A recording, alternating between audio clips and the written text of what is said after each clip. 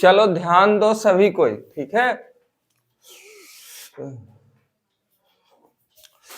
आज हम लोग इसे लिख लेंगे पूरी तरह से और याद कर लेंगे, ठीक है। सोमवार तक समय दे दे या कल सुना देंगे।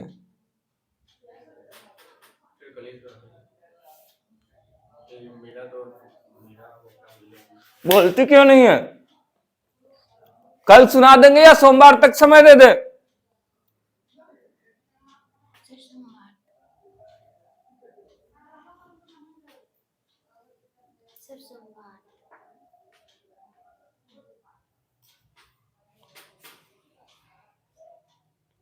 लेकिन याद हो जाएगा ना सोमवार तक?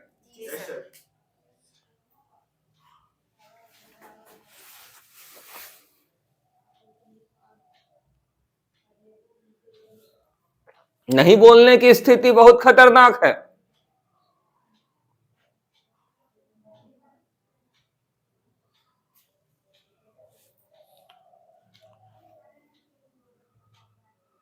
देखिए फ्राइडे 22/3/2024 है आज, है ना। तो निम्नलिखित को लिखे, पढ़े और याद करें। सांख्यिकी का अर्थ, मीनिंग ऑफ स्टैटिस्टिक्स। कल हम लोगों ने सांख्यिकी के बारे में क्या जाना था? हाँ, सांख्यिकी इस शब्द की उत्पत्ति के बारे में जाना था। बहुत बढ़िया, बोले तो कितना आसान, अच्छा लगा सर को।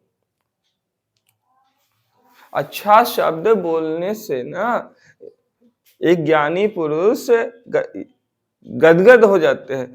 तो अच्छे शब्द को बोलने में क्या अकाल। कोई भी मनुष्य, माता पिता हो, अगर आप अच्छा करेंगे तो उनको खुशी होगी, तो उसमें क्या अकाल, पैसा भी नहीं खर्च हो रहा है। तो आज सांख्यिकी का अर्थ हम लोग देखेंगे। मीनिंग ऑफ स्टैटिस्टिक्स, मीनिंग यानी अर्थ। स्टैटिस्टिक्स क्या बोलते हैं? तीन भागों में तोड़िए। स्टैटिस्टिक्स,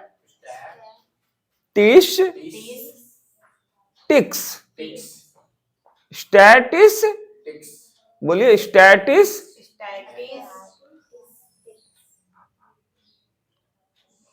हाँ स्टैटिस, सर के साथ बोलिए स्टैटिस टिक्स, स्टैटिस्टिक्स, स्टैटिस्टिक्स। तो इसको समझिए।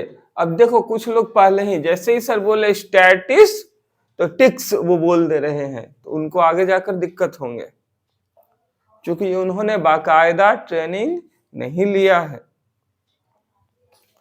अब इसी को हिंदी में कहते हैं सांख्यिकी। क्या कहते हैं? ऊपर में बिंदु छूटा है, सांख्यिकी। हाँ, सांख्यिकी, हाँ सांख्यिकी यानी स्टैटिस्टिक्स। बोलो साथ में, गलत पढ़ती हो, बोलो। अब हम थोड़ा सा आगे चलते हैं। 20वीं शताब्दी पढ़ो। 20वीं शताब्दी में शताब्दी में सांख्यिकी, बोलो फिर से। शताब्दी में, शताब्दी नहीं, शताब्दी, शताब्दी, शताब्दी, शताब्दी नहीं हो रहा है, ये शताब्दी बोल रही हैं, शताब्दी नहीं, शताब्दी। शताब्दी। अच्छा चलो। 20वीं शताब्दी में सांख्यिकी का बहुमुखी विकास हुआ है। आज सांख्यिकी का प्रयोग भिन्न भिन्न अर्थों में किया ये क्या है? प्रयोग। प्रयोग हाँ, प्रयोग भिन्न भिन्न अर्थ भिन्न भिन्न नहीं, भिन्न भिन्न भिन्न भिन्न अर्थों में किया जाता है। प्रारंभ में विशेषकर 18वीं शताब्दी में सांख्यिकी शब्द का प्रयोग राज्य अथवा राज्य के निवासियों के संबंध में तथ्यों के संग्रह या संकलन कलेक्शन के अर्थ में किया जाता था। इसलिए सांख्यिकी को राज्य गणित भी नाम दिया गया था, परंतु आज की स्थिति अलग है, इसलिए इसकी परिभाषा भी बदल गई है। बैठो। देखिए, दिक्कत है पढ़ने में अगर आपको, तो इसका सुधार आप ही को करना है, कोई अगल बगल का नहीं करेगा। ये आपके टीचर आपकी मदद कर सकते हैं, लेकिन टीचर भी मदद तभी कर सकते हैं जब टीचर बुलवा रहे हैं और आप बोल रही हैं। अगर टीचर बुलवाए और आप चुप रह गए या मान करके चल रही हैं कि हम जो बोल रहे हैं वो ठीक है, हम बदलाव नहीं करेंगे, तो आप में टीचर भी बदलाव नहीं ला सकते। पहले तो टीचर क्या बोल रहे हैं उनको समझिए, शताब्दी ना हो करके शताब्दी। अच्छा रुकिए, इसको घर पे समझिए, कुछ इनसे हेल्प लीजिए, कुछ इनसे हेल्प लीजिए, कुछ उनसे हेल्प लीजिए, ठीक है। तो घर पे हेल्प, अगर आपको बहुत सारे समय होते हैं, तो जब बहुत सारे समय होते हैं, 24 घंटा का समय है, अब उसमें कहीं भी खर्च कर सकते हैं, लेकिन जो चीज मेरे कैरियर के लिए जरूरी है, मेरे भविष्य के लिए जरूरी है, हम वहां समय देते हैं तो हमें उसका भविष्य में अच्छा ही फल मिलेगा। हमने कुछ सीखा, समय व्यर्थ नहीं गवाया, विनियोग किया, निवेश किया, उसके बदले में अभ्यास करके कुछ ग्रहण किया। दोनों दो अलग अलग चीजें हैं, एक में निर्माण हो रहा है, एक में नाश हो रहा है। अब 20वीं शताब्दी में सांख्यिकी का बहुमुखी विकास हुआ है। अभी जो समय चल रहा है वो 2000 के बाद का समय चल रहा है। तो 2000 के बाद आ गई 21वीं शताब्दी। कौन सी शताब्दी आ गई है? और 1901 से 2000 तक 20वीं शताब्दी थी। 1901 से 2000 तक, तो 2000 से का अभी 24 साल ही चल रहा है। इससे पहले 20वीं शताब्दी थी, है ना। और 19वीं शताब्दी कब से कब तक थी? 1801 से 1900 तक। कौन सी शताब्दी? 19वीं शताब्दी। क्लियर है? 100 साल का एक शताब्दी। अब 20वीं शताब्दी में यानी 2000 तक में, 1901 से 2000 तक में सांख्यिकी का बहुमुखी विकास हुआ है। आप सांख्यिकी का प्रयोग भिन्न भिन्न अर्थों में, आज सांख्यिकी का प्रयोग भिन्न भिन्न अर्थों में किया जाता है। कहाँ नहीं डेटा कलेक्शन है। एक YouTube चैनल भी हम लोग बनाते हैं, तो उसमें भी डेटा कलेक्शन देता है। मेडिकल लाइन में भी डेटा कलेक्शन देखने को मिलता है। हर जगह, हर फैक्ट्री में डेटा कलेक्शन है। तो अलग अलग अर्थों में अलग अलग लोग प्रयोग कर रहे हैं। प्रारंभ में विशेषकर 18वीं शताब्दी में, तो 18वीं शताब्दी में यानी 1701 से लेकर के 1800 तक, 1701 से लेकर के 1800 तक 18वीं शताब्दी था। उस समय में सांख्यिकी शब्द का प्रयोग राज्य अथवा राज्य के निवासियों के संबंध में होता था। याद है, कल बतला रहे थे। कि राज्य अथवा राज्य के निवासियों के संदर्भ में होता है, तो निवासियों के संबंध में तथ्यों के संग्रह या संकलन, कलेक्शन के अर्थ में किया जाता था। इसीलिए इसको कल बतलाए थे, जीके का क्वेश्चन हो सकता है। इसीलिए सांख्यिकी को कौन सा गणित कहा गया था? राज्य गणित का भी नाम दिया गया था, राज्य गणित कहा गया था, क्योंकि राजा लोग इसका, शासक लोग इसका ज्यादा प्रयोग करते थे। परंतु आज की स्थिति अलग है।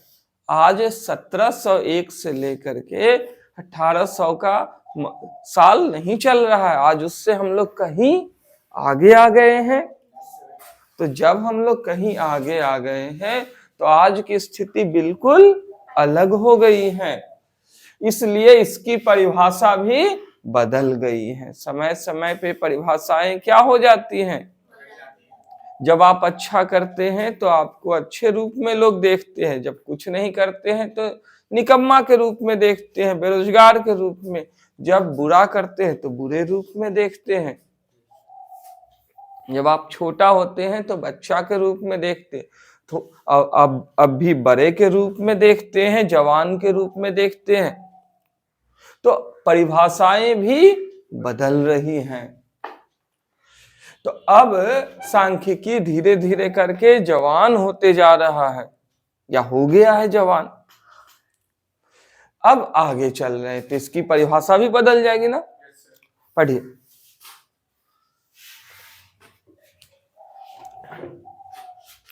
सामान्य लोगों की दृष्टि में स्टैटिस्टिक्स का अभिप्राय आंकड़ों अथवा समंकों से है। आंकड़े तथ्यों अथवा के संग्रह मात्र है। उदाहरणार्थ खदानों के उत्पादन के आंकड़े, औद्योगिक वस्तुओं के उत्पादन के आंकड़े, जन्म मरण के आंकड़े तथा हड़ताल के आंकड़े इत्यादि। वास्तव में इस अर्थ में सांख्यिकी स्टैटिस्टिक्स का प्रयोग बहुवचन में किया जाता है। प्राचीन काल में जब सांख्यिकी, बैठिए, देखिए हम लोग चलते हैं।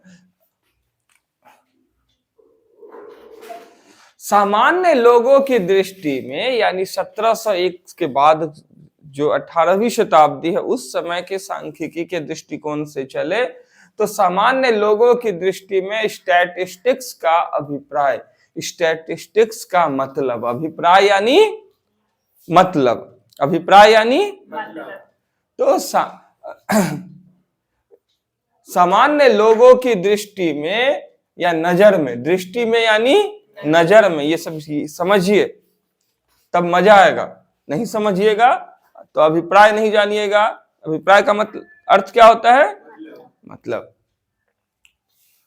स्टैटिस्टिक्स का अभिप्राय आंकड़ों अथवा समंकों से है। आंकड़ों अथवा, अब इसको थोड़ा सा समझिए कि आंकड़ा यानी डेटा, आंकड़ा यानी अरे डेटा,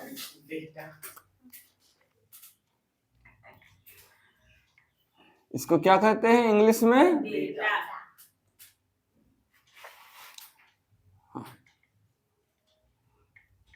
एक्चुअली इसको कहते हैं डेटम। क्या कहते हैं? और आंकड़े बहुवचन है, एक से अधिक है। तो जब बहुवचन हो जाते हैं तो डेटा का बहुवचन क्या होता है? सॉरी, डेटम का बहुवचन क्या होता है? डेटा। इसको समझिए कि ये प्लूरल है। डेटा क्या है हमारा? और किसका प्लूरल है? हाँ, ये सिंगुलर है।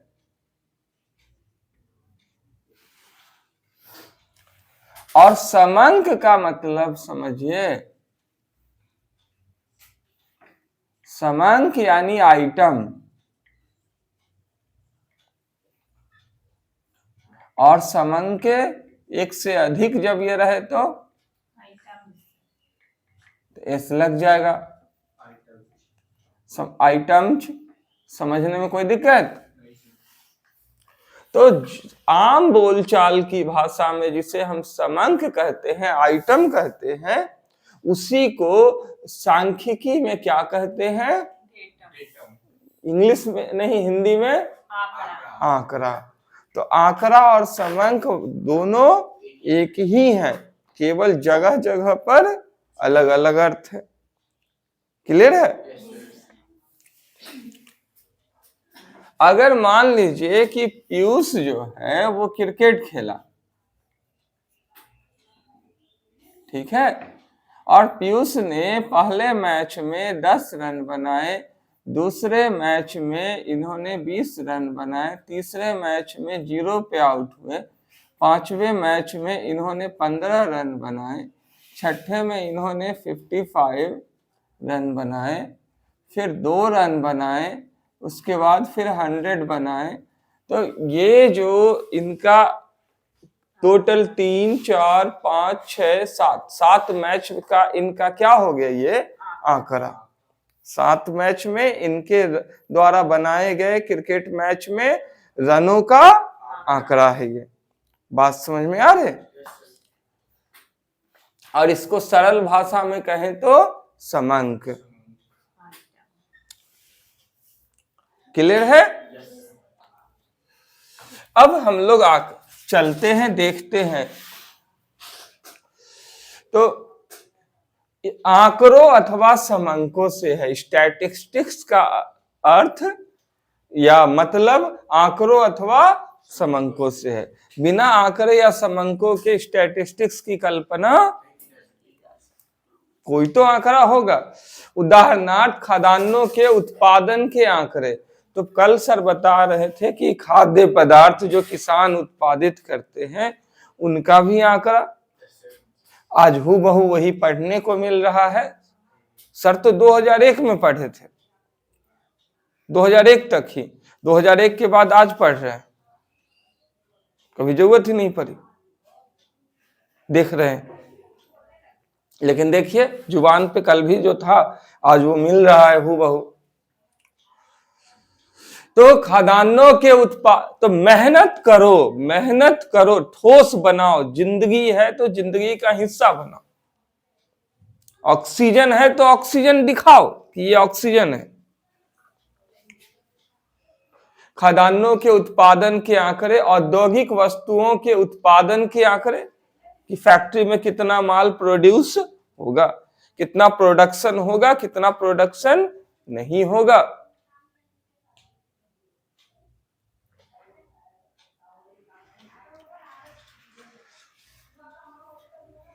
अब इसको थोड़ा सा समझिए।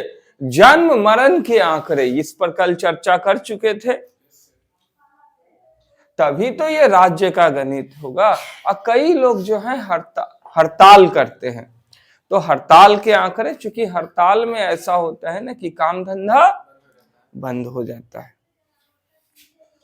चाहे वो टेम्पू का हड़ताल हो, टीचर का हड़ताल हो, कोई भी हड़ताल हो, या हाँ स्टेट का हो, स्टूडेंट का हड़ताल मारेगा ना।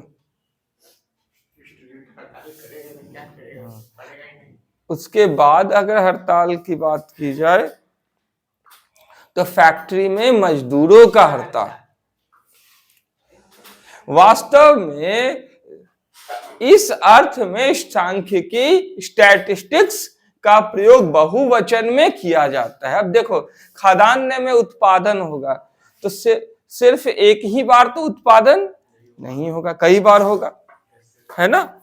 और एक ही चीज का उत्पादन 1 ही किलो तो नहीं होगा, ढेर सारा होगा, कई सारी चीजों का उत्पादन होगा खदान में। तो यहाँ एक वचन है या बहुवचन है? जिंदगी जीने के लिए सिर्फ चावल की जरूरत नहीं होती है, दाल चावल रोटी सब्जी सबकी जरूरत होती है, सब चीज को उत्पादित करना है। उसके बाद तो ये बहुवचन है। उसके बाद उद्योग धंधे जो फैक्ट्री में बनते हैं, तो फैक्ट्री में सिर्फ चीनी ही थोड़े ना बनते हैं। अगर गन्ना से सिर्फ चीनी बनाने की बात हो तो चीनी ही नहीं बनते हैं। धान से फैक्ट्री में चावल ही सिर्फ नहीं बनते हैं, है ना। मसूर से सिर्फ मसूर दाल ही नहीं बनते हैं, या ये धागे से कपड़े ही केवल नहीं बनते हैं, जूते भी बनते हैं, बहुत सारा चीज बनते हैं। और सिर्फ एक ही बार एक ही मात्रा में नहीं बनते, बार बार बनते हैं। तो वस्तु यहां भी ये क्या है, बहुवचन, यहां भी आंकड़ा एक से अधिक है। फिर जन्म मरण, तो एक ही बार एक ही इंसान तो सारा दुनिया में नहीं रहता है कि चलो नहीं हो पढ़ेगा तो कोई गुजारा हो जाए, कोई टेंशन नहीं है। हम रेस में अकेले ही दौड़ेंगे तो कितना भी धीमा चले फर्स्ट ही आएंगे, ऐसी बात तो नहीं है। बहुत सारे लोग हैं, कुछ लोग अकेले भी चलते हैं तो सेकंड आ जाते हैं, है ना। थोड़ा आगे चलते हैं। बात इतनी सी है कि ये सारे जन्म मरण जो है, बहुत सारे लोग हैं, बहुत सारे लोग जन्म ले रहे, बहुत सारे लोग मर रहे हैं। कोई जवानी में ही मर रहे, कोई बचपन में ही मर रहे हैं, ठीक है, और कोई बुढ़ापे में मर रहे हैं। लेकिन मर रहे हैं, जन्म भी वैसे ही ले रहे हैं। जन्म सब बच्चे में ही लेते, जवानी में कोई जन्म नहीं लेते। लेकिन एक दिलचस्प बात है ना, सर के यहाँ पे देखोगे जवानी में भी लोग जन्म ले रहे हैं। सर के यहाँ आने से पहले लोग मरे हुए हैं। और एक तो पक्का है कि यहां आकर जन्म ही लिए। थोड़ा आगे चलते हैं, इसको पढ़िए। हाँ पढ़िए। प्राचीन काल में जब सांख्यिकी का विकास नहीं हुआ था तब इसका प्रयोग बहुवचन में ही किया जाता था। बहुवचन में सांख्यिकी से आश्य नहीं, आश्य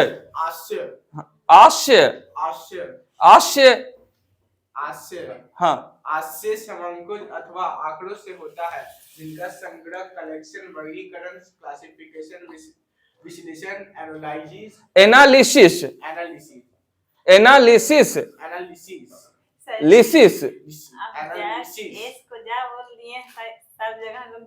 आगे एनालिसिस तथा निर्वचन, इंटरप्रिटेशन एक निश्चित उद्देश्य के लिए किया जाता है। बैठिए। प्राचीन काल में सांख्यिकी का विकास नहीं हुआ था। उस समय में सांख्यिकी बाल्यावस्था में था, उतना ग्रोथ नहीं किया था। तो उस समय में यह केवल बहुवचन में ही प्रयोग होता था, बस बहुवचन में ही प्रयोग होता था, ठीक है। लेकिन आज सांख्यिकी का विकास हो चुका है। तो जैसे जब आप छोटे बच्चे होते हैं बाबू, तो उस समय में आप एक ही कमरे में रह लेते हैं मम्मी पापा के साथ ही। दो तीन भाई बहन है तो सब एक ही साथ रह लेते हैं, ठीक है। लेकिन जब आप धीरे धीरे करके बड़ा होने लगते हैं, ग्रोथ करने अपना लगते हैं, तो ग्रोथ करने के बाद उस समय में आपका अपना विस्तार हो जाता है दैहिक स्तर पर। तो आपको सेपरेट कमरा चाहिए, अपना ब्रांच। फिर शादी हो जाती है तो और सेपरेट कमरा चाहिए। आपके अपने बाल बच्चे होते हैं तो फिर अलग चाहिए उन कमरे। अब यहाँ पे ये चीजें समझनी ही होगी कि सांख्यिकी शुरुआती दौर में ना उतना विकसित नहीं था, तो इसका अपना अलग अस्तित्व नहीं था, बच्चा था। प्राचीन काल में जब सांख्यिकी का विकास नहीं हुआ था तब इसका प्रयोग बहुवचन में ही किया जाता था। किसी के साथ मिलकर के रह लिए, मम्मी के साथ सो लिए, पापा के साथ सो लिए, दादी के साथ सो लिए, कहीं भी सो लिए, बच्चा है तो। बहुवचन में सांख्यिकी से आज से समंकों अथवा आंकड़ों से होता है, जिनका संग्रह, कलेक्शन। अब ये आंकड़े हैं, एक जगह हम इकट्ठा किए तो ये क्या हो गया, कलेक्शन, ठीक है। अब इसमें हम बांट दिए, दो ग्रुप बना दिए कि एक हम ग्रुप बना दिए 20 से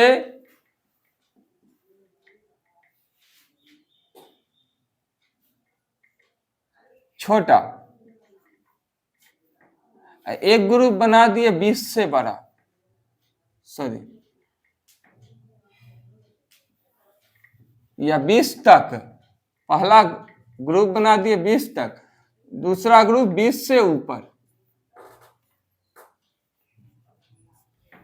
तो जब दो ग्रुप हम बना दिए हैं तो यहां पर हम क्या देखते हैं कि 20 तक में देखें तो 10 आ जाएगा, 20 भी आ जाएगा, 0 भी आ जाएगा, 15 भी आ जाएगा और 2 भी आ जाएगा। आ जाएगा।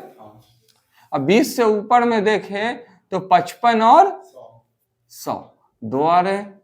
इसकी तो जरूरत ही नहीं है जब हम अलग अलग नीचे लिखते जा रहे हैं। तो ये हमने क्या किया, आंकड़ों को पहले कलेक्शन किया था ऊपर में, अब हमने क्या किया, कलेक्शन के बाद, संग्रह के बाद वर्गीकरण किया, क्लासिफिकेशन, 2 भागों में बांट दिया। उसके बाद विश्लेषण किए। तो विश्लेषण किए मतलब एनालिसिस, जांच किए। तो जांच करने के बाद हम निष्कर्ष क्या निकाल रहे हैं, जांच कर रहे हैं। तो जांच कर रहे हैं तो 1 2 3 4 5 और 1 2, तो ये हमने जांच की। अब व्याख्या क्या करेंगे, जांच करने के बाद हम व्याख्या कर सकते हैं। इंटरप्रिटेशन का मतलब होता है व्याख्या, निर्वचन जिसे सांख्यिकी में कहते हैं व्याख्या। व्याख्या क्या करेंगे हम लोग, निष्कर्ष क्या निकालेंगे कि पीयूष जो है वो 5 बार 20 तक ही क्रिकेट अपने 7 मैचों में परफॉर्मेंस दिया है, 20 तक ही हाईएस्ट रन बनाया है 5 बार, और 2 ही बार जो है वो हाईएस्ट रन बनाया है, ठीक है, 20 से ऊपर, जिसमें सर्वाधिक रन इसने 100 रन बनाए हैं एक ही बार, और 1 बार 55 बनाया, और सबसे कम पीयूष का स्कोर है 0, ठीक है। और दूसरा जो इसके बाद कम है स्कोर है वो 2 है। तो इसके बाद तीसरे स्तर पे हम देख सकते हैं 10 को, चौथे स्तर पे 15 को, 5वें स्तर पे 20 को। तो ये हम इंटरप्रिटेशन कर रहे हैं। जब तक हम इसका अगर कलेक्शन नहीं करते, एक जगह इकट्ठा नहीं करते, तो ये सारी बातें बोल पाते, सवाल ही नहीं, बोल ही नहीं पाते। तो इसी उद्देश्य से किया जाता है। यानी पीयूष को अभी अगर अपना ही रिकॉर्ड तोड़ना है तो 100 से ऊपर स्कोरिंग करना होगा। और बहुत ही गंदा समय था पीयूष के लिए जब उसने 0 रन बनाए थे। ये सब इंटरप्रिटेशन, निर्वचन हम कर सकते हैं। अब आगे चलते हैं। एक निश्चित उद्देश्य के लिए हम लोग ये सब करते हैं, परंतु सांख्यिकी विज्ञान में प्रगति होने पर इसका प्रयोग एक वचन में भी किया जाता है। इस अर्थ में सांख्यिकी एक विज्ञान है जो गणित का एक भाग माना जाता है। यहाँ सांख्यिकी से अभिप्राय सांख्यिकीय सिद्धांतों एवं रीतियों से है। हाँ, जो जिनका प्रयोग समंकों के संग्रहण एवं विश्लेषण से किया जाता है। यहां बैठ जाओ, यहां बैठ जाओ।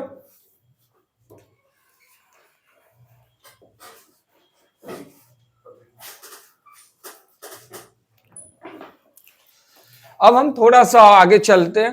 तो देखो, आज के दौर में सर बतला रहे थे कि जब एक बच्चा छोटा होता है तो मम्मी पापा के साथ रह लेता है, लेकिन जब वो बड़ा हो जाता है तो उस समय में उसे सेपरेट कमरा दिया जाता है।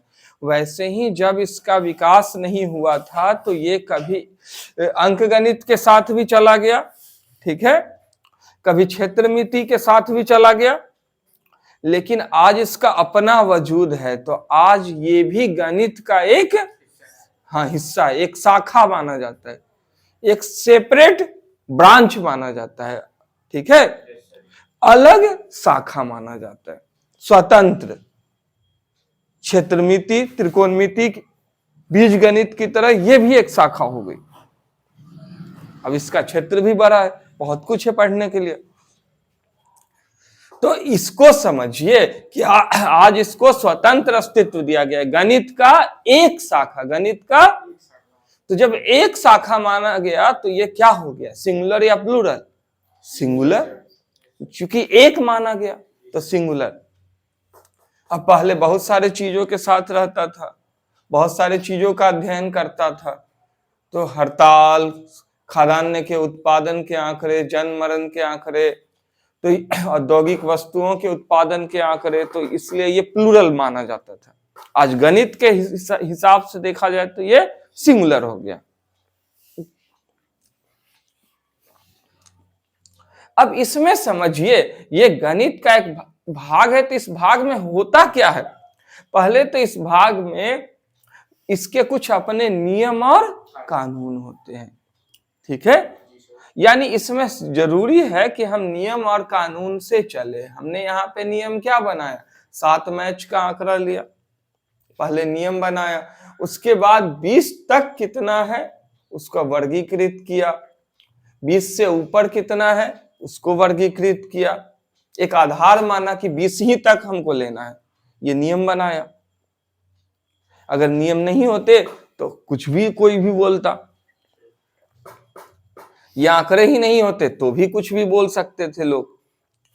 उस और व्यापक रूप से, ठोस रूप से इसके नियमों को, सिद्धांतों को आप जानेंगे। थोड़ा सा और आगे चलते हैं, तो इसमें संग्रहण जरूरी है, कलेक्शन जरूरी है। शुरुआत ये किससे होता है?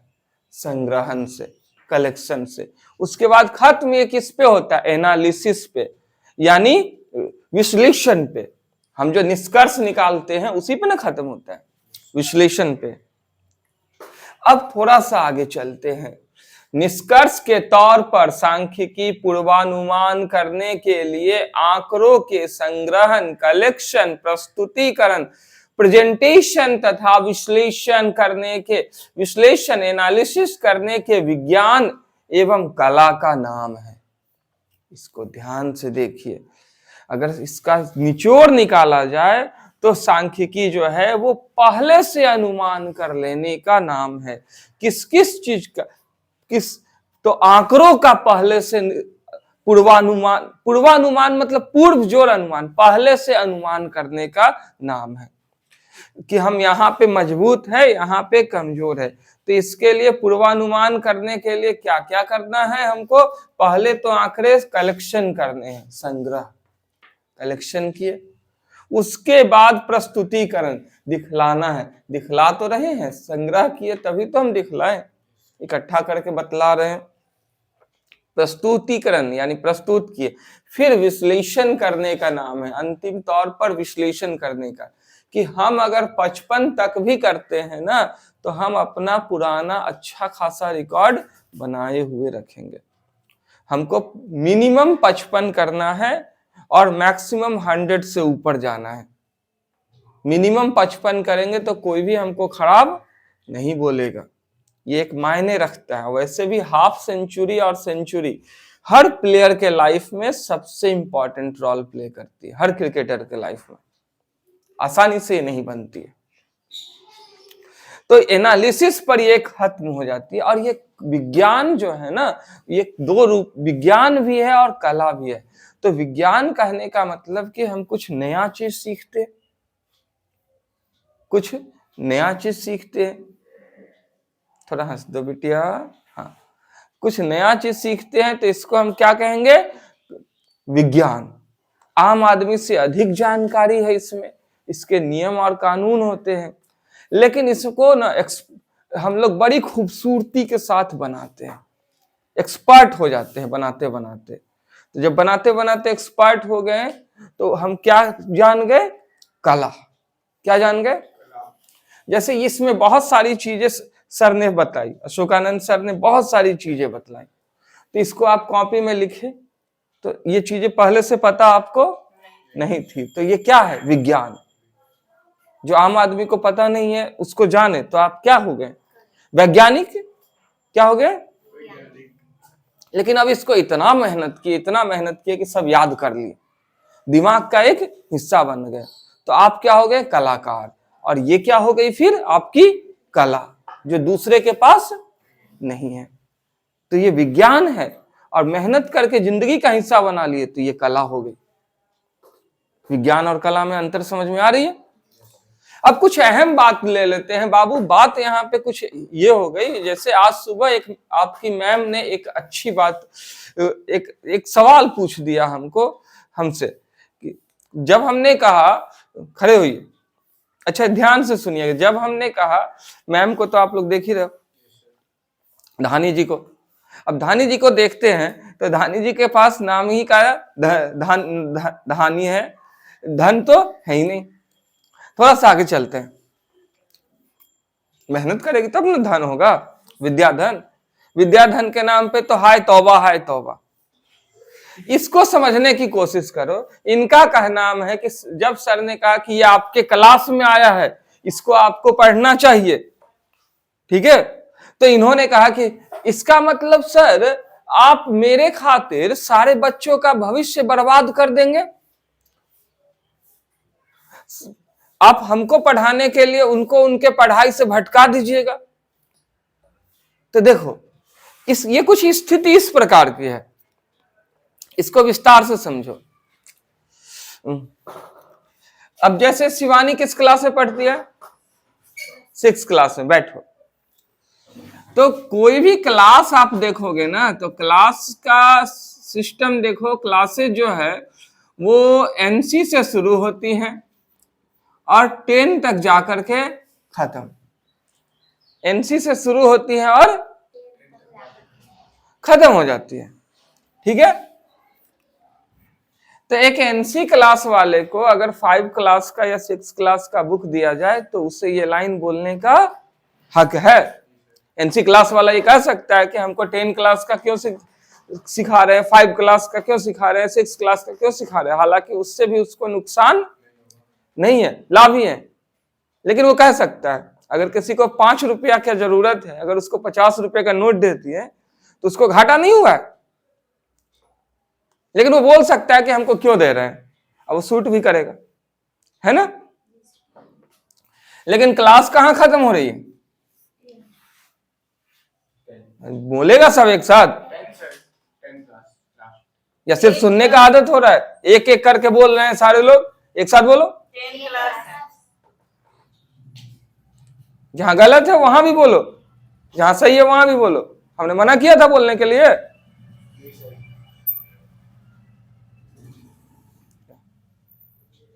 एक अच्छा स्टूडेंट वही होता है जो आज्ञा का पालन करे। अगर शर्त गलत है तो छोड़ दो पढ़ना। लास्ट स्टेज है 10 क्लास, ठीक है। अब आप लोग किस क्लास में पढ़ते हो? फिर वही गलती हो रही है। 10 क्लास है।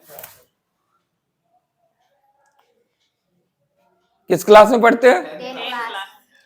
कोई या तो 10 क्लास में पढ़ते हैं या 10 क्लास पास आउट हो चुके हैं, यही स्थिति है ना। जी सर। कोई भी 9th में नहीं है, तो लास्ट स्टेज पे है। अब जितनी भी चीजें अब हमने आपको पढ़ाई, जितनी भी चीजें हमने आपको पढ़ाई, ये सारी चीजें ये किसके क्लास की है? लास्ट क्लास कौन सा है? तो ये आप ही के काम की है, आप ही के क्लास की है। एक एग्जाम्पल के तहत समझो।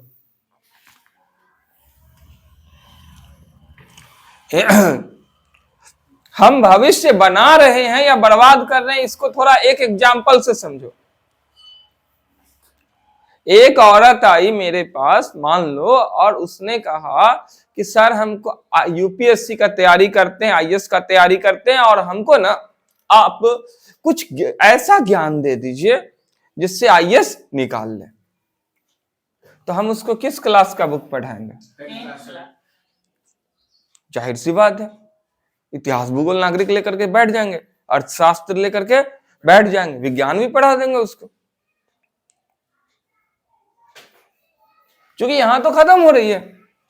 अब वो 10th क्लास का बैच में आकर के बैठी, 10th क्लास का निकाल ली, वो बैच पढ़ी और वो आईएएस बन गई, ठीक है, या आईएएस बन गए, ठीक है, या आईपीएस बन गए, कुछ भी बन गई, सिविल सर्विस वो क्रैक कर दी। तो यहां पे ये समझने की कोशिश कीजिए कि हमने उसको 10th क्लास का मैथ्स पढ़ाया तो कुछ, सॉरी 10th क्लास की बातें बताई पढ़ाई तो कुछ गलत कर दिए, या वो कुछ बड़ा तोप थे क्या? वो बहुत बड़ा थे, बहुत लायक थे पहले से। उनकी कमियां थी कि वो ग्रेजुएट हो गए लेकिन वो 10th क्लास तक को ढंग से नहीं पढ़े हुए थे, उनको ज्ञान नहीं था। वही चीज ना हमने उसे पूरा किया। उनके अंदर कमी था तब तो वो पढ़े ये 10th क्लास तक का चीज, 10th क्लास की चीजें वो पढ़े, तो वो अपना पूर्ति कर लिए, अपने कमियों को दूर कर लिए, वो बन गए। तो जब वो जॉब निकाल लिए तो 10th क्लास के बच्चों का जीवन हम बर्बाद कर दिए। अब 10th क्लास का बच्चा ईमानदारी से पढ़ा तो वो स्टेट टॉपर हो गया। अब स्टेट टॉपर वो हो गया बच्चा, तो जो भी स्टेट टॉपर्स हुए 10th क्लास के बच्चे, क्या वो नालायक हैं, आईएएस से कम जानकार हैं?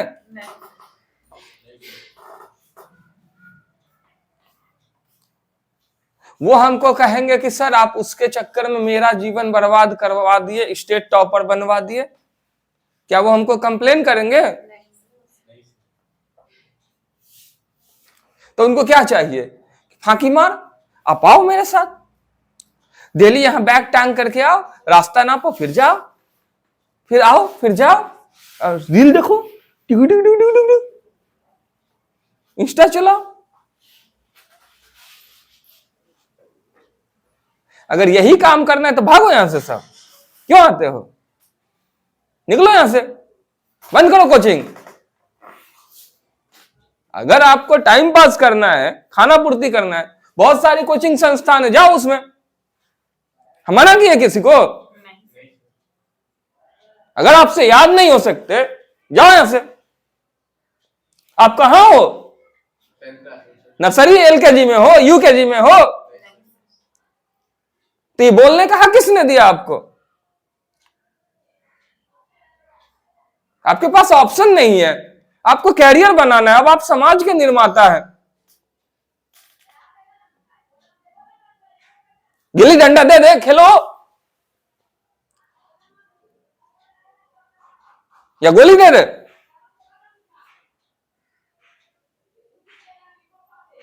हमसे क्या अपेक्षा करते हो कि यहां आओगे बैग टांग करके हम आपको सिगरेट पीना सिखाएंगे, या मां बहन की गाली देना, या शिकायत करना?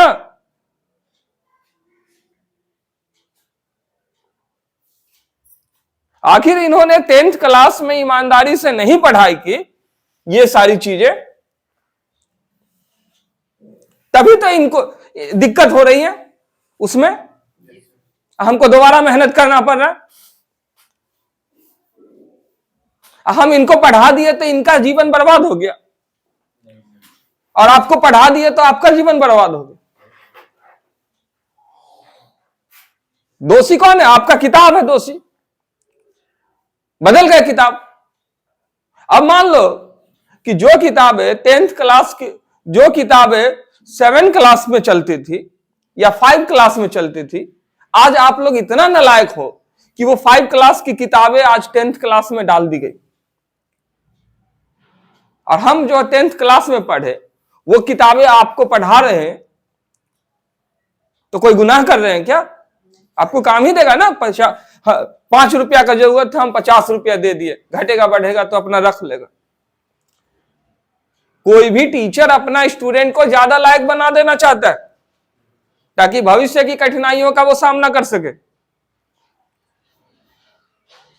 इसमें आपका भविष्य कैसे बर्बाद हो जाएगा, इसका कैसे बर्बाद हो जाएगा? अगर इसको नहीं पढ़ाते, कम ज्ञान देते, तब ना भविष्य बर्बाद होता है। ज्यादा ज्ञान देने से भविष्य बर्बाद होता है। मारिए ताला, छोड़ दीजिए पढ़ाई लिखाई। आप भी इस तरह की बेहुदगी करनी है तो अब तो लास्ट स्टेज है। अब तो जितना कमियां हैं, जितनी गलतियां हैं, 10th में आते आते सबको हमें क्या करने लेना है? अब तो यूज करना है इसका, हमारे पास समय क्या है। जब हम बॉर्डर पे चले गए, इसका मतलब हमने सारी तैयारियां कर ली है, क्योंकि हमको अगर हम गोली नहीं चलाएंगे तो अगला चला देगा, उड़ा देगा।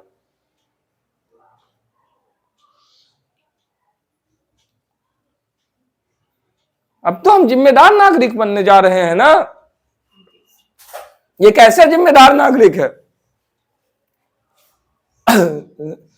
जो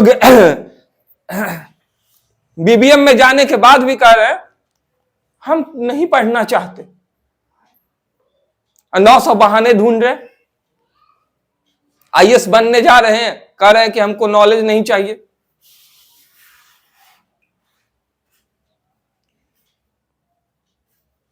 ये कोई जिम्मेदारी निभाने का तरीका है? हमको कह रहे हैं कि आप जान ले लिए, बीमारी दे दिए हमको, फिर बीमार हो जाएंगे हम आपको ये याद करने को दे रहे हैं तो बीमारी दे रहे हैं या बीमारियों से मुक्ति दे रहे हैं? आपके आंखों में कुछ चमक होनी चाहिए, बातचीत करने का लहजा होना चाहिए, सोसाइटी होना चाहिए। कैसा सोसाइटी है?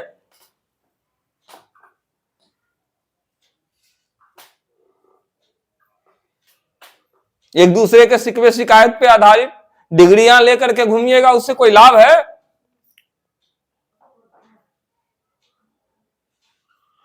इसीलिए लोग कहते हैं कि हम शिवम कॉन्वेंट से पढ़े।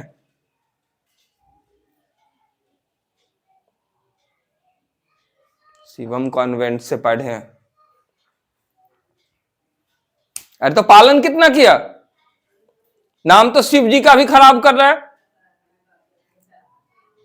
बेचारा शिव जी रात दिन हजारों सालों तक राम जी के ध्यान में मग्न रहते हैं, राम जी का माला जपते रहते हैं। मर्यादा पुरुषोत्तम को अपना भगवान मानते हैं, और तू गलिया रहा है मर्यादा पुरुषोत्तम को। उसके लिए अपना पत्नी को ही त्याग दिए थे।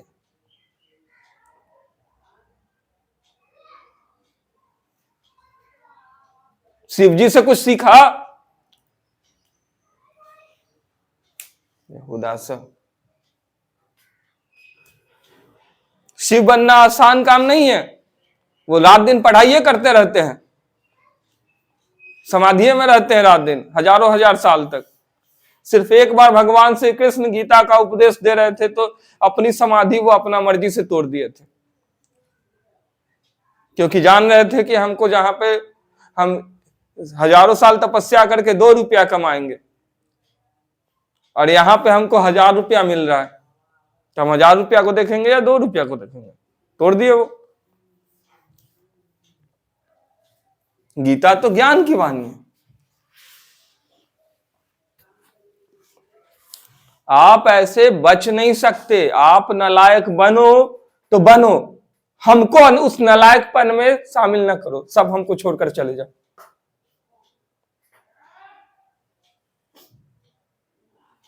वैसा रोल हम नहीं अदा करना चाहते लाइफ में जो जिसमें पतन निश्चित हो, हार निश्चित हो, किसी की चापलूसी या दुम हिलाने की जरूरत हो। कौन है ये अशोकानंद? ये अपने आप में हीरो है। एक अलग दुनिया है, एक अलग लाइफ स्टाइल है, एक अलग बोली वचन है इसका।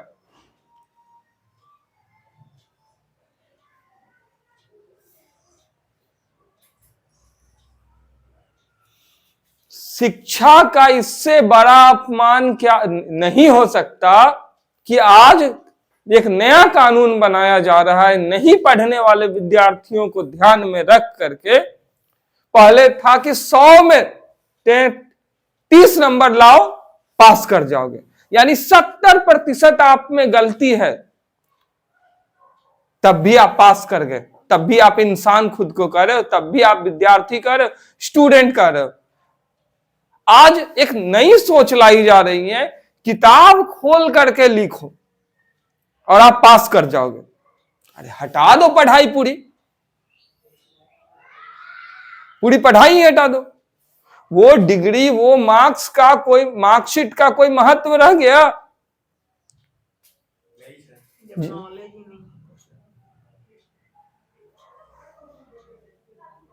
और ऐसे समय में जब यही करना है तो हमको क्यों नहीं लोग अपमान करेंगे, क्यों मेरा लोग सम्मान करेंगे।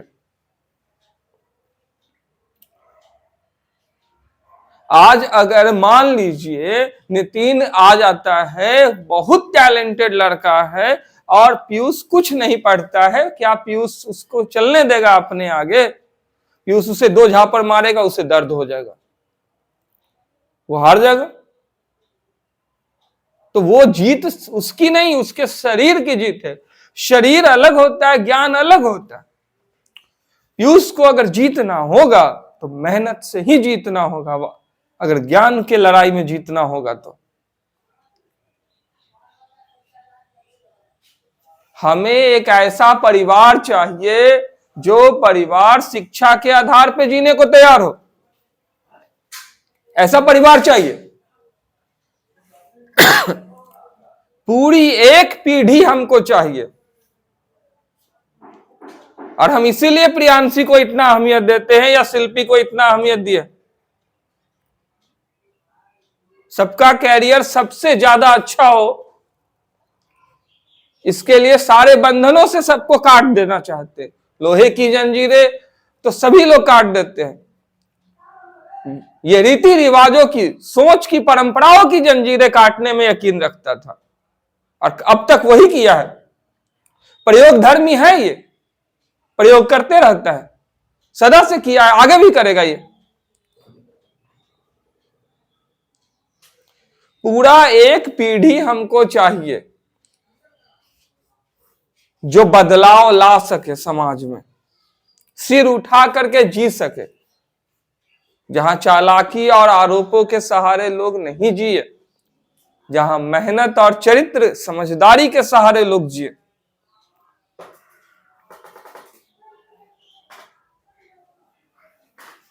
ये आप क्या करना चाह रहे हो, क्या साबित करना चाह रहे हो कि आप चोर हो और हमसे उम्मीद कर रहे हो कि हम चोरी कराएं, हम आपको चोरी कराएं? फिर हमको कल ये भी बोलोगे आप कि सर कोई ऐसा जादू टोना झाड़ फूक करके दे दीजिए हमको कि हम फर्स्ट डिवीजन आ जाए, आपके लिए जाए हम एग्जाम का क्वेश्चन आउट कराने।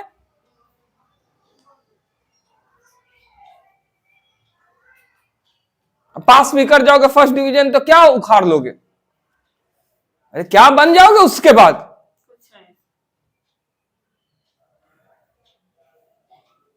जो तुम हो वही ना फैलाओगे, अपने से छोटों को वही सिखाओगे। अतीत को जवाब देने का हुनर होना चाहिए। अतीत सवाल करती है हमसे। अगर हम नहीं पढ़े होते तो हमारा आने वाला जनरेशन आप लोग हैं। आप लोग सवाल पूछ रहे हैं ना हमसे कि सर स्टैटिस्टिक्स पढ़ा दीजिए मैथ्स में।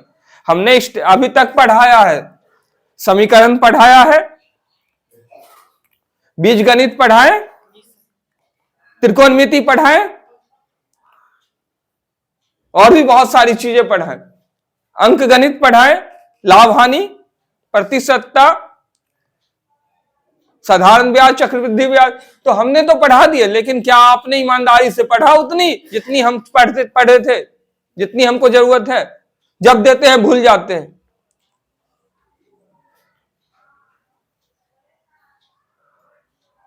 तो क्यों ना हम सख्ती बरते? अब भूलते रहिएगा तो हम तो सख्ती बरतेंगे ना। किसके लिए? आपके उज्जवल भविष्य के लिए। आपको खुश करें हम, इसलिए है या आपका जीवन बना? जीवन बनाने। तो जीवन बनाने वाले पे यह आरोप लग रहा है कि आप जीवन बर्बाद कर रहे हैं। आप पहुंच गए हैं किस क्लास में?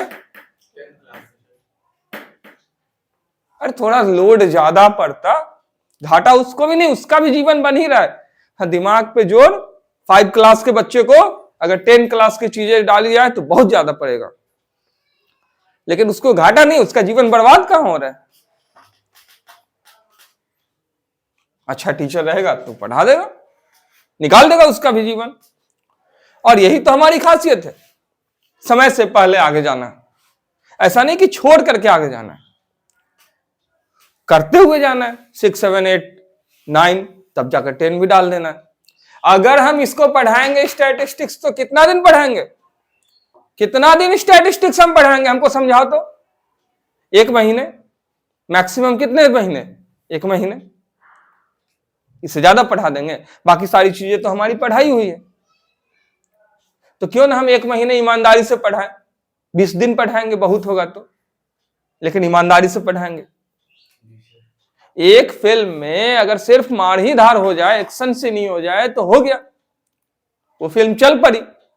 एक फिल्म में सबसे पहले उसमें आप देखते होंगे गाने होते हैं, फिल्म में सब गाने भी होते हैं, कॉमेडी भी होती है, तब एक्शन सीन होता है, उसके बाद सस्पेंस भी होता है, और सबसे बड़ी बात कहानी होती है।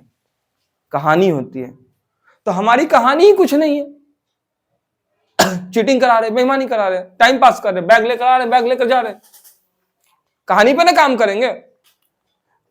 सिर्फ हम एक्शन सीन देंगे, चलो एक्शन सीन दिया, उसके बाद गाने भी तो उतने ही अच्छे होने चाहिए कि हम गाने में कुछ भी डाल दें, अच्छा कचरा डाल दे गाने में।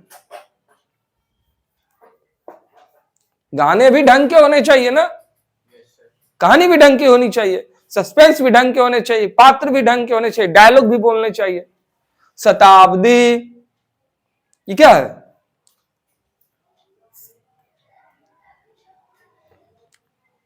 सब कुछ सही होना चाहिए। हम काम करते हैं ना, हम मेहनत करते हैं, तो हम चाहेंगे कि मेरे बच्चे का भविष्य सबसे अच्छा हो। अब देखो यही चीज ये बोलेगी, बोलिए। शताब्दी, शताब्दी, एक बार में बोल रही है, फिर से बोलिए। शताब्दी, बैठिए।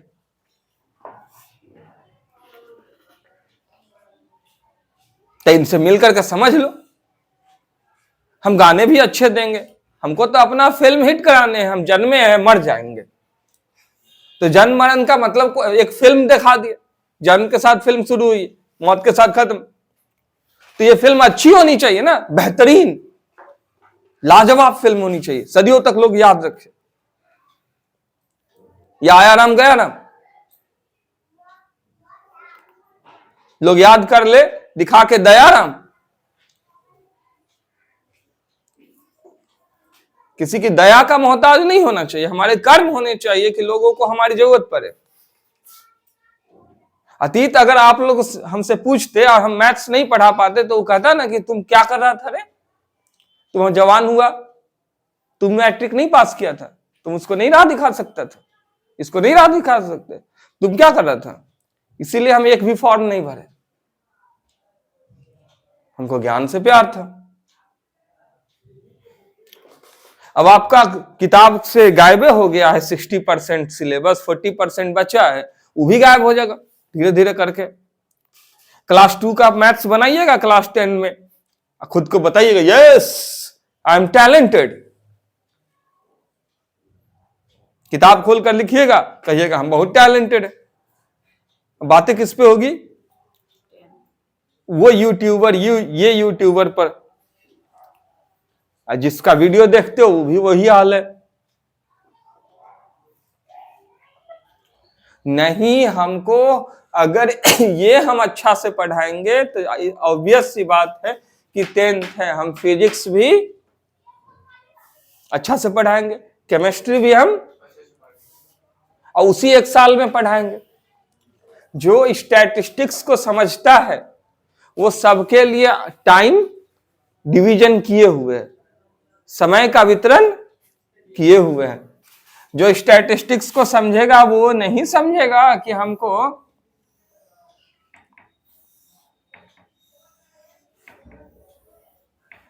कहां पे इंग्लिश देना है, कहां पे हिंदी देना है,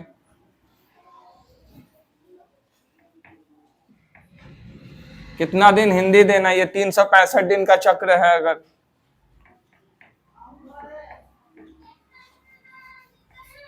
कहां पे फिजिक्स देना है, कहां पे केमिस्ट्री देना है, वो पढ़ा लिखा है ना, आपसे ज्यादा जानकार है ना, या अनपढ़ है? कहां पे इको देना है, कहां पे सिविक्स, कहां पे बायो,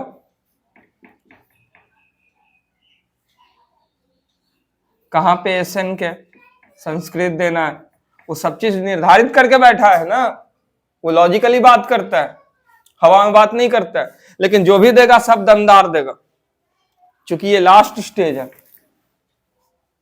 यहां तो ज्ञान खत्म हो रहा है, यहां के बाद तो स्पेशलाइजेशन शुरू हो जाता है। अगर आप इंग्लिश लोगे तो सिर्फ इंग्लिश पे रिसर्च करोगे,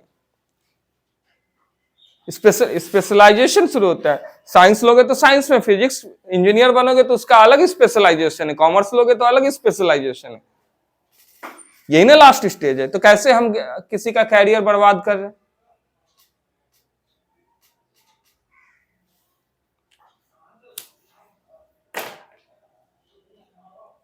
एक पीढ़ी हमको साथ देना है तो पढ़ो, नहीं तो छोड़ दो, तमाशा मत करो।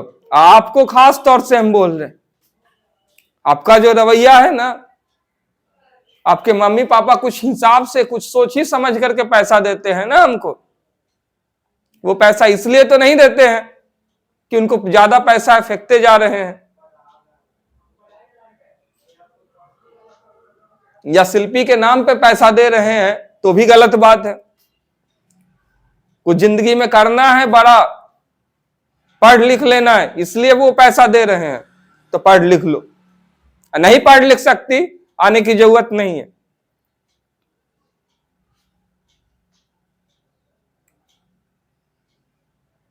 हमारी यात्रा किताबों की ओर जा रही है, आपकी ओर नहीं जा रही है। आप तो मेरे पीछे पीछे चल रही है, हम आपके पीछे पीछे नहीं चल रहे, इस भ्रम में मत रहना। अगर ऐसी बात है तो आना छोड़ दो, हमको नहीं रखना ऐसे लोगों से नाता, जिसको उठाने हम जाए, जो मुंह धो करके ना आए। आपको बोले थे ना कि भाई बहन में प्रेम बनाए रखना, अब कोई भी कारण से प्रेम नहीं बना, आप ही गलत हो। अगर उसको देखभाल नहीं कर सकते, आतिश को प्यार से नहीं रख सकते, आप गलत हो। शिक्षा हिलमिल करके रहने वाली, प्रेम फैलाती है। मुंह पे न कड़वा बोल रहे हैं, जो आपका सही चाहेगा ना वो आपको कड़वा बोलेगा ही बोलेगा, जो आपका बुराई चाहेगा वो कभी आपको कड़वा नहीं बोलेगा। जहां आप हो वहां से सुधार की ओर ले जाएगा तो आपको दिक्कत होगा ही होगा, जहां हो वहां से गिराने की ओर ले जाएगा आपको कोई दिक्कत नहीं होगा। गिराने की उम्मीद हमसे मत करना,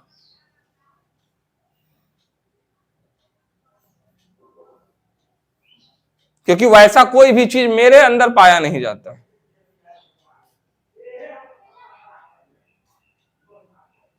शिक्षा मतलब क्या? मुक्ति।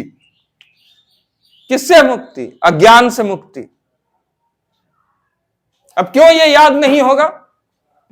आपसे क्यों याद नहीं होगा? जब हम जीते हैं इसी में, सर आपके जीते हैं, तो आप क्यों नहीं याद कर सकते?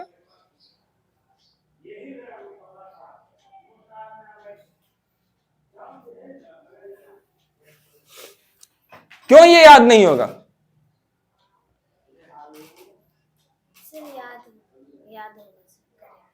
ये फॉर्म वो फॉर्म वो फॉर्म भरते रहना है, या एक बार दिए निकाल लेना है, घर जाना है?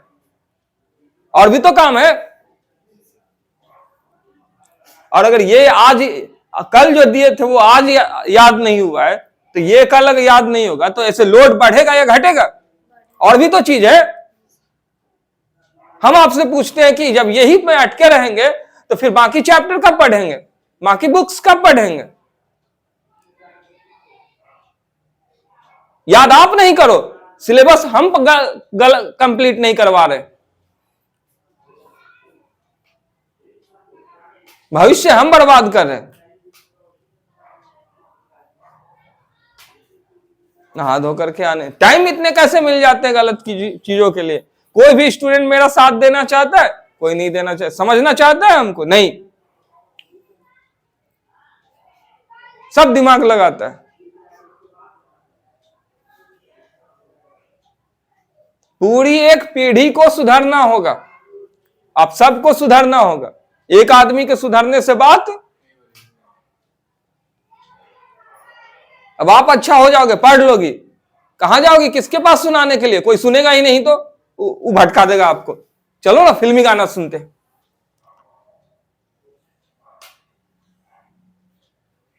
सब अच्छा होगा तभी ना आपस में बातचीत करोगे, तो बातें भी वैसी ही होगी। तो यहां तो देखते हैं कि मैमो वही लेवल का है,